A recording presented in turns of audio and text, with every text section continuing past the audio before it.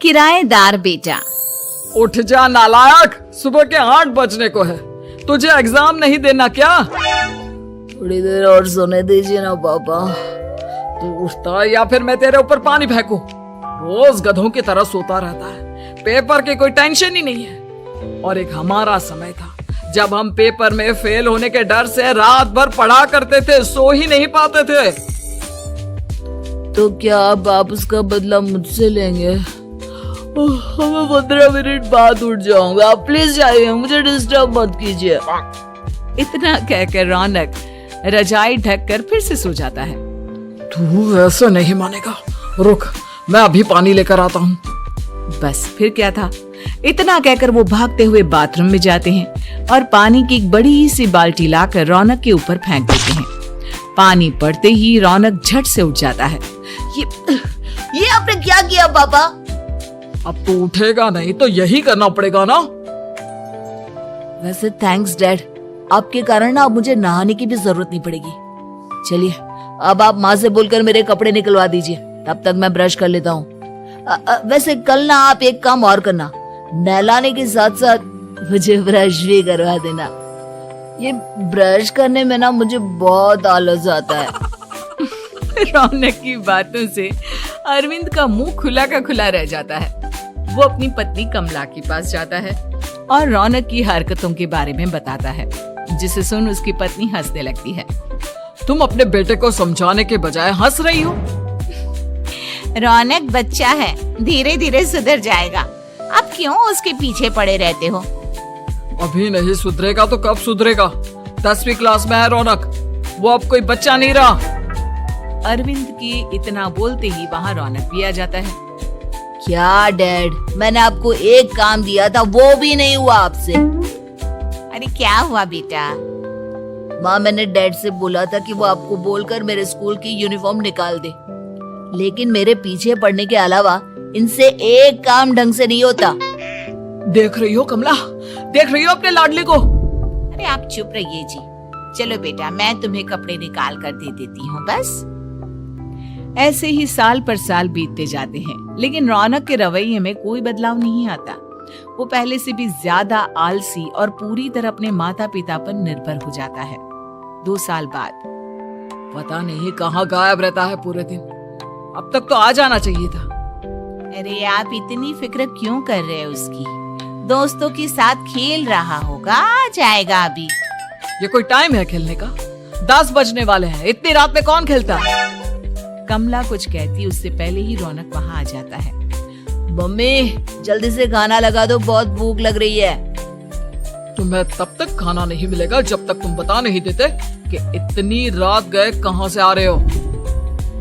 O please dad, अब आप AC पे प्रद्युमन बनकर मेरे सर पर बंदूक लेकर मत बैठ जाना। फालतू की बकवास बंद कर और बता कहाँ से आ रहा है। माँ अब समझाइए ना डैड को। बता देना बेटा, इनको भी तसल्ली हो जाएगी। आप बोल रही हैं तो बता देता हूँ, मैं दोस्तों के साथ मूवी देखने गया था, इसलिए देर हो गई।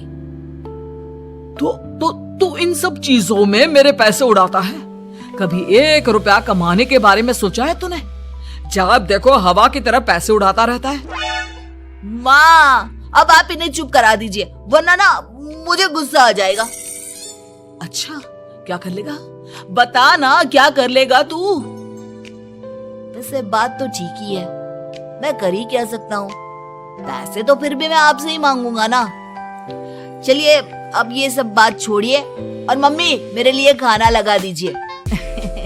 अभी लगा देती हूँ बेटा। मैं बता रहा हूँ कमला, एक दिन ये ऐसे ही बिगड़ जाएगा। ओफो, आप क्यों इतना पीछे पड़े रहते हो मेरे बच्चे के? बात की बाद में देखेंगे, अभी आप शांति से उसे खाना खाने देंगे। अगले दिन डैडी मुझे 10,000 रुपए चाहिए। हाँ? अब इतने पैसे क्यों चाहिए तुझे? डैड आप बिना सवाल किए कभी पैसे नहीं दे सकते क्या?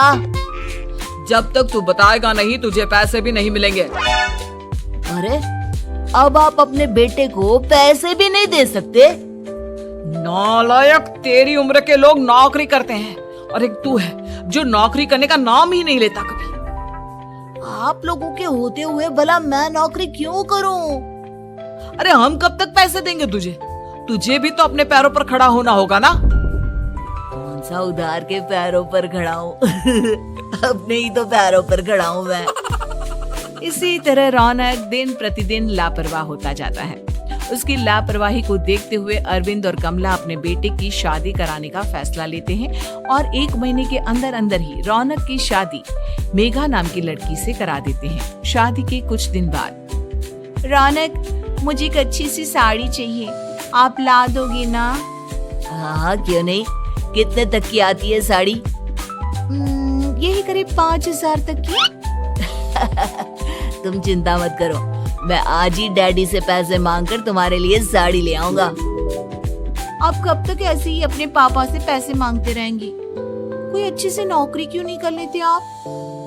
अरे डैड के होते हुए मुझे नौकरी करने की जरूरत ही क्या है? पर आप ऐसे कब तक उनसे पैसे मांगते रहेंगे? कुछ आपको अपने दम पर भी तो करना होगा ना। अब तुम भी बाकी लोगों की तरह मुझे ज्ञान देना शुरू मत कर देना। साड़ी चाहिए ना तुम्हें, मिल जाएगी बस। इतना कहकर रौनक अपने पिता से पैसे मांगने चला जाता है। डैडी, मुझे 5,000 रुपया चाहिए। अब 5,000 क्यों चाहिए तुझे? वो मेघा को साड़ी चाहिए थी। अरविंद आगे बिना कुछ कहे चुपचाप उसे पैसे निकाल कर दे देता है। कुछ दिन बाद, तुम्हें नहीं लगता कमला, रौनक हम पर पहले से भी ज्यादा डिपेंड हो गया है? मुझे तो अब उसके भविष्य की चिंता होने लगी है। कल को हमें कुछ हो गया तो वो क्या करेगा? काश तुमने पहले ये सोच लिया होता तो आज हमारा बेटा इतना लापरवाह नहीं होता। तब मुझे कहाँ पता था कि मेरा लाड प्यार उसे इतना बिगाड़ देगा कि वो इस हद तक लापरवाह बन जाएगा। कोई बात नहीं, अभी भी देर नहीं हुई। मुझे पता है उसे कैसे सुधारा जा सकता है। कैसे? अरविंद कुछ कहता उससे पहले रौनक वहां आ जाता है और पैसों के लिए हाथ फैलाने लगता है। डैड, मैं और मेघा बाहर घूमने जाना चाहते हैं। अरे वाह, ये आज सूरज कहाँ से निकला है? Dad please. अच्छा चलो अब मुद्दे की बात करो। मुझे अब 25,000 चाहिए। अब तुम्हें 1 रुपया भी नहीं मिलने वाला। अगर तुम्हें पैसों की इतनी ही जरूरत है तो कोई ढंग की नौकरी कर लो। मम्मी, आप कुछ कहिए ना डैड को। बेटा, वो गलत क्या बोल रहे हैं? ये सब हम तेरे भले के लिए ही तो कर रहे हैं। मम्मा, मैंने बताया ना आपको, मुझे नहीं करनी कोई जॉब वॉब। तो ठीक है, निकल जाओ हमारे घर से। तुम्हारे जैसे लोगों के लिए मैंने ये घर खड़ा नहीं किया है। जितना ये घर आपका है ना, उतना ही मेरा भी है। मैं कहीं नहीं जाने वाला। जाना तो पड़ेगा ही तुझे, क्योंकि अब मैं तेरा कोई भी खर्चा नहीं उठाने वाला। ठीक है, मत उठाइए मेरा खर्चा, मैं अपने दम पर भी जी सकता हूँ। तो बेशर्मों की तरह अब तक यहाँ क्यों खड़ा है? अपना सामान ले और निकल जाए यहाँ से। रौनक पैर पटकते हुए वहां से चला जाता है। घर से निकालना जरूरी है क्या उसे? बिना पैसों के कौन रखेगा उसे किराए पर? अगर उसका भविष्य सुधारना है तो हमें अपने दिल पर पत्थर रखकर ये कदम उठाना ही होगा। दोनों बात कर रहे होते हैं कि रौनक अपनी पत्नी के साथ एक बड़ा सा बैग लेकर घर से निकल जाता है, लेकिन घर से बाहर उसे कोई भी मुफ्त में अपने घर किराए पर नहीं रखता। अंत में थक हार कर वो फिर से अपने घर चला जाता है। क्या हुआ? थोड़ी देर पहले तो दहाड़ते हुए घर से निकला था, अब क्या हुआ? नहीं रखा ना किसी ने तुझे किराए पर? डैड प्लीज, मैं कुछ दिनों में कोई अच्छी सी नौकरी शुरू कर दूंगा। आप तब तक तो हमें रख लीजिए प्लीज।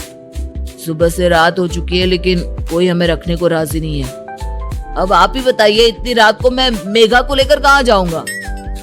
ठीक है, बहू की वजह से मैं तुझे घर पर रख रहा हूँ, लेकिन तू इस घर में एक बेटे की नहीं बल्कि एक किराएदार की हैसियत से रहेगा। 3 महीने है तेरे पास। इन 3 महीनों के अंदर अंदर मुझे तेरी पहली तनख्वाह हाथ में चाहिए, समझ गया? पक्का डैड, इन 3 महीनों के अंदर अंदर तो कोई बढ़िया सी नौकरी ढूंढ ही लूंगा मैं। ऐसे ही धीरे धीरे समय बीतने लगता है और अरविंद के दिए 3 महीनों में से 2 महीने बीत चुके होते हैं। पापा जी ने हमें 3 महीने दिए थे, जिसमें से 2 महीने तो बीत चुके हैं। अब ये आखिरी महीना बचा है। अरे तुम चिंता मत करो, आज मेरा ना 2 जगह इंटरव्यू है, दोनों में से कहीं ना कहीं तो जॉब लगी जाएगी। अच्छा, all the best. Raunak interview के लिए निकल जाता है, जिसके बाद शाम में रौनक घर आता है। कैसा गया इंटरव्यू? आपकी नौकरी लगी या नहीं? अरे पहले सांस तो ले लेने दो अच्छे से। बताइए ना, मुझसे तो जरा भी इंतजार नहीं हो रहा है। वो दरअसल बात यह है कि मेरी नौकरी तो लग चुकी है, लेकिन पैसे बहुत कम है। कितने पैसे हैं? 15,000। इतने में अरविंद और कमला मिठाई का डिब्बा लेकर आ जाते हैं। बधाई हो बेटा। हम जानते थे तेरी जॉब जरूर लगेगी। लेकिन मेरी सैलरी बहुत कम है मम्मा। कम है तो क्या हुआ, धीरे धीरे बढ़ जाएगी। हाँ बेटा, हम तो बस चाहते थे कि तू अपने पैरों पर खड़ा हो जाए। मतलब अब आप मुझे घर से नहीं निकालेंगे? नहीं, ये सब हमने तुझे जिम्मेदार इंसान बनाने के लिए किया था। Thank you mummy papa. अगर आप दोनों ऐसा नहीं करते तो मुझे कभी अपनी जिम्मेदारियों का एहसास तक नहीं होता। आज आपने मुझे सिखा दिया कि इंसान का अपने पैरों पर खड़ा होना भी जरूरी होता है।